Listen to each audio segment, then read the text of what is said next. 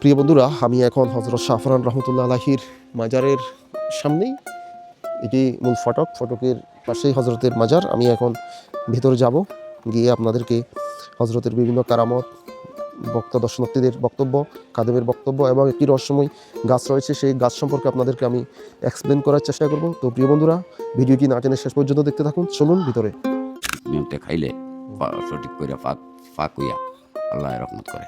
আচ্ছা উনি যেটা বললেন, যেসব নারী বিবাহিত মহিলাদের বাচ্চা কাচ্চা দীর্ঘদিন হচ্ছে না, আল্লাহর ওলি রসুলা এই গাছের ফল যদি সে খায়, নিয়ত করে, মানত করে, তার আল্লাহ ওই ফলের উসিলায় আল্লাহর ওলির কেরামতি দিয়ে বাচ্চা না পাইলে কি আর আইনে বাবার দরবারে এটা উচিত না। আপনি কি পাইছেন একটা ঘটনা বলেন।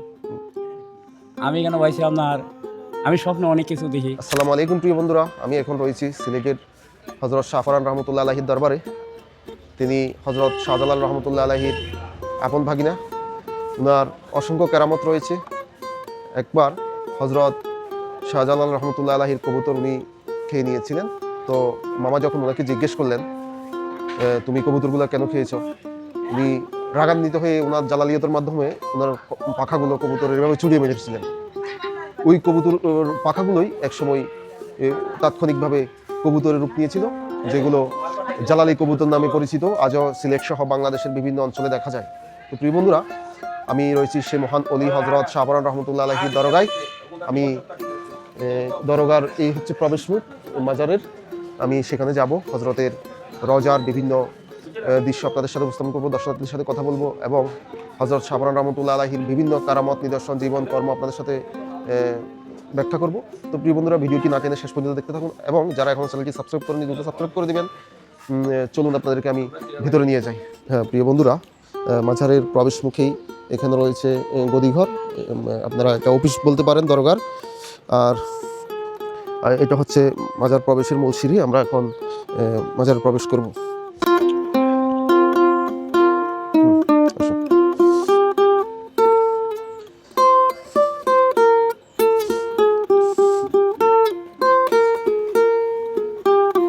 প্রিয় বন্ধুরা, আমি এখন হজরত শাহফরান রহমতুল্লাহ আলাহির মাজারের সামনেই।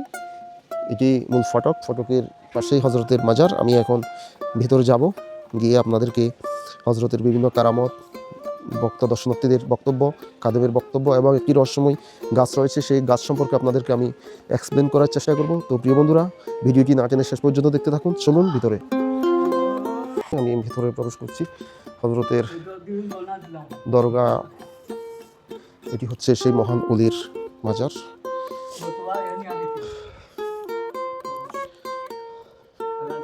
এখানে অসংখ্য ভক্তরা, ওনারা জিয়ারত এবং বিভিন্ন ইবাদতে মশগুল রয়েছেন।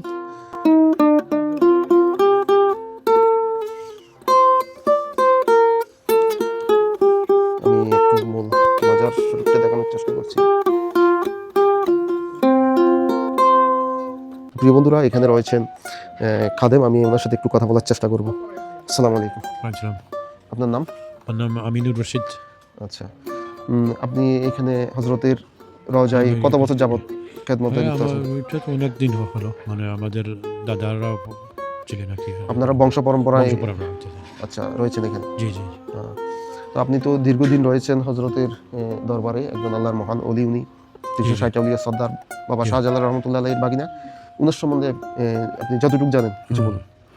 উনি তো ইমন দেশ থেকে আসছিলেন, আর এখানে উনি হলেন হজরত শাহজালাল সাহেবের বাগিনা, হজরত শাহফরান রহমতুল্লাহ আলাইহি।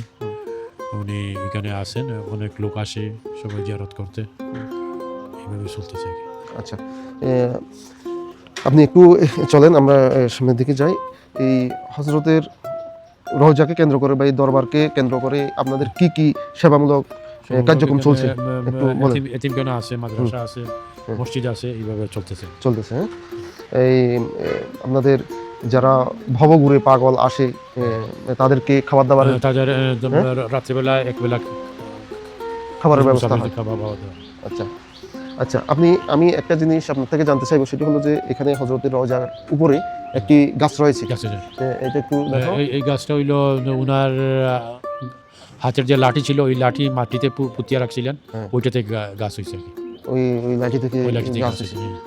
আচ্ছা, আর হজরতের দুই একটা কেরামত আপনি এমন দর্শকদের দৃশ্য বলবেন। আমার তো সবাই আসে, আর উনি তো ওই যে গাছের পাতা আছে বা ফল আছে, ফল যেটা এটা লোকজন যাদের সন্তান হয় না, ওরা মানে নিয়ত করে খাইলে আল্লাহ তাদের আশা পুরা করে নাকি। আচ্ছা, হজরত শাহরান রহমতুল্লাহ আলাইহির একটা বহুল প্রচলিত ঘটনা আমরা শুনেছি, যে জালালি কবুতরের। কবুতরে হ্যাঁ, এটা একটু বলেন। ওইটা উনি তো প্রথমে তো উনি এবং হযরত শাহজালাল সাহেব একসাথেই ছিলেন। হ্যাঁ। তারপরে হযরত শাহপরান সাহেব ওনার কিছু কবুতর খেয়েছিলেন আর কি। খেয়ে ওই পাকাগুলা ওনার রাখিয়া দিয়েছিলেন আর কি। তো একদিন হযরত শাহজালাল সাহেব বললেন যে আমার কবুতর কম দেখতেছি। তারপরে উনি বললেন আচ্ছা ঠিক আছে, কম দেখতেছেন, ওই যে পাকাগুলো ছিল ওইটা বাতাসে উড়াই দিয়েছেন, আর সবটি আবার কবুতর হয়ে গেছে। যেগুলো কি এখনো জালালি কবুতর নামে জালাল কবুতর নামে পরিচিত, হ্যাঁ। আমরা বাংলাদেশ সহ বিভিন্ন জায়গায় দেখতে পাই। হ্যাঁ। তারপরে উনি যখন দেখলেন ওনার কেরামতি, তখন উনি কিছু মাটি দিয়েছিলেন আর কি। ওই মাটি দিয়া বলছিলেন যে এই মাটির সাথে যেখানে মিল পাবে সেখানেই তুমি আস্তানা কাটবে। তারপরে উনি এখানে আসছেন, আসে এই মাটির সাথে সমান হয়েছে আর কি। তারপরে এখানে আস্তানা কাটছেন আর কি। আচ্ছা আচ্ছা, তাহলে এই হলো ঘটনা। এই ঘটনা। আপনি হজরত কত সনে এসেছেন এখানে, এটা কি মনে আছে আপনার? প্রায় আমরা জানি কি 700 বছর হইতেছে। 700 বছর। 700 বছর আগে আর কি। আপনাকে অসংখ্য ধন্যবাদ। ঠিক আছে, আপনাকে ধন্যবাদ দর্শকদের উদ্দেশ্যে গুরুত্বপূর্ণ তথ্য দেওয়ার জন্য। আচ্ছা, সবাই আসে, ইনশাল্লাহ সবাই আসবেন। আসলে তো যার যে নিয়ত অনুযায়ী যার যে আশা পূর্ণ হবে আর কি, ওনাদের উসিলায়। আল্লাহ পাকেই করবেন, কিন্তু ওনাদের উসিলায় আর কি। আল্লাহ পাক কোরআনে এটা ঘোষণা দিয়েছেন, আমার ওলিদের হাত আমার হাত। তো সেক্ষেত্রে ওলিদের কাছে চাইলে সেটা আল্লাহ খুব সহজেই কবুল করে নেন। এটাই আমার ধন্যবাদ। ওনার সাথে এই আশা গাছ, এটা হ্যাঁ, এই গাছটা সম্পর্কে বলেন। এটা হ্যাঁ, এই গাছটা ওনার সাথে হাতের লাঠির গাছ। এটা আচ্ছা। শাহজালাল সাহেব লাঠি ছুড়ায় মারছেন, হ্যাঁ, এইখানে আয়া পড়ছে। এই কইছে যে আমার লাঠি গিয়া যেখানে পরে বাগ না, তুমি এখানে গিয়া থামলো। এটা হযরত শাহজালাল রহমতুল্লাহ আলাইহি আশাটা ছুড়ে মেরেছিল। আচ্ছা আচ্ছা। এরপরে এই জায়গায় আইসে পরে তার বাগদা এখানে আয়া এই থামবেছে। তাহলে এটা হযরত শাহজালাল রহমতুল্লাহির আশা মোবারক। শাহপরান সাহেবের হাতের লাঠি আর কি। হাতে লাগি ও মামার যে লাঠি, এটা পরে ভাগিনা ব্যবহার করছে। ব্যবহার করার পর এক সময় এটা এখানে গাছ হয়েছে। গাছ হয়েছে। সময়টা হয়েছে বোধ হয় 700 750 বছর। অবিশ্বাস্য, এটা কল্পনা অতীত, কল্পনা করা যায় না। এই গাছের বয়স 700 বছরের অধিক। হ্যাঁ, এরপরে এইটার ফল মানুষে খায়, মনে করুন যে কোনো নিয়ত করিয়া খাইলে আল্লাহ মাফ করে। এটার কি ফল? এটা এমনি ডুমরা গাছ। হ্যাঁ, এটা ফল ধরে। হ্যাঁ, ফল ধরলে মানুষে খায়। আচ্ছা আচ্ছা। তখন আল্লাহ যে কোনো কঠিন বেমার থেকে মাফ টাফ করে। আচ্ছা, আর এটার পাতা দেওয়া নিচে তবরক দেওয়া হয়। হ্যাঁ হ্যাঁ। এই প্রিয় বন্ধুরা, এটি হচ্ছে হযরত শাহপরান রহমতুল্লাহ আলাইহির রওজা শরীফ। ঠিক রওজা শরীফকে ঘিরে একটি বৃক্ষ দেখতে পাচ্ছি। আমরা খাদেমের সাথে কথা বলে এই বৃক্ষ সম্পর্কে একটি অলৌকিক ঘটনা জানতে পারলাম। সেটি হলো হযরত শাহপরান রহমতুল্লাহ আলাইহির যে আশা মুবারক ছিল, লাঠি, এই আশা মুবারকটা এখানে উনি ফুটে দিয়েছিলেন, এভাবে খাড়া করা দিয়ে উনি রেখেছিলেন। এই কেরামতের মাধ্যমে এই লাঠিটি বৃক্ষে রূপান্তর হয়েছে, যেটি আজও অবধি সগৌরবে মাথা উঁচু করে দাঁড়িয়ে রয়েছে। এটি হলো সেই বৃক্ষ। আমি একটু যদি আরও কাছ থেকে দেখাই, এখানে মানুষজন ভক্তি সহকারে এই আগরবাতি মোমবাতি জ্বালিয়ে থাকে যার যার মানত পূরণের জন্য, আশা আকাঙ্ক্ষা পূরণের জন্য। তো এখানে আমি একজন ভক্তকে দেখতে পাচ্ছি, আমি একটু কথা বলার চেষ্টা করব। আসসালামু আলাইকুম। ওয়ালাইকুম আসসালাম ওয়া রাহমাতুল্লাহ। কেমন আছেন? আলহামদুলিল্লাহ। আপনার নাম? আমার নাম মোহাম্মদ আশরাফ আলী। আপনি কত বছর যাবত হযরতের আমি দরবারে আপনার আছেন? এই দরবারের মধ্যে অনেক বছর ধরে আছি। আমি কোনো ইয়ে করি না, বাবার খেদমত করি। বাবার খেদমত করছেন। ঘর সংসার আছে? দিয়ে আছে আলহামদুলিল্লাহ। কেমন লাগে হযরতের দরবারে? আমার দরবার বাবা বলি আল্লাহর দরবার যেতে আমার তো খুব ভালো লাগে। আর আমি নিজে তারা বলি আর লই, আমি নিজে দেখতে পাই কিছু মনে করি শরীরের মধ্যে আমার আকৃতি বাড়িতে। আমি এই লিখে বলি আল্লাহ মায়া মহব্বত সব কিছু ছাড়িয়ে। কিছু বলেন দুই একটা ঘটনা যেটা আপনি দেখতে পাইছেন বা বুঝতে আমি পারছেন। দেখতে পাইছি যে অনেক কিছু এখানে আছে, তার উসিলা অনেক মানুষ অনেক জায়গা থেকে আসে, বিভিন্ন জায়গা থেকে তাই দরবার শরীফে না পাইলে কি আর আইনে বাবার দরবারে। এটা উসিলা। আপনি কি পাইছেন একটা ঘটনা বলেন। আমি এখানে পাইছি আপনার আমি স্বপ্নে অনেক কিছু দেখি, আমি কাউকে কইবার মতো না। আচ্ছা আচ্ছা আমি আকৃতি কিছু আল্লাহ রসুলের সাথে ডাক দিলে যেমন আমি যেমন তারপরে আমার শুলে একটা বাড়ি মাটি দেয় সেরকম লাগে। তা আমি কই আমার বলি আল্লাহ ঠিকই আছে, আমার আল্লাহ আছে, আচ্ছা আচ্ছা বুঝতে পারছেন? আমি অনেক কিছু দিন ধরে থাকতেছি, বলে আল্লাহ কত আমল থেকে আমল লই আছে, আমরা তো সে জানি না। সেরা আমল লই আমরা থাকতেছি মুখাইটা, সেরা আমলে আমরা একটা না একটা মায়ার গুণে আমরা তার এখানে থাকতেছি, আমরা রাখছে। এই গাছের পাতা যদি ভক্তরা মানত করে খায়, কোনো আশা নিয়ে খায়, তাদের আশা পূরণ হয়। এবং কি একজন এখানে ভাই আছেন ভক্ত, উনি যেটি বললেন, এটা খাওয়ার পর কোনো পেটের খিদে লাগে না। এটি এমন এক বেমার আমার থাকে না, জ্বর তাপ থাকে না, কোনো এটি তাপ এমনই বেমার থাকে না। এটি এমনই একটি অলৌকিক গাছ।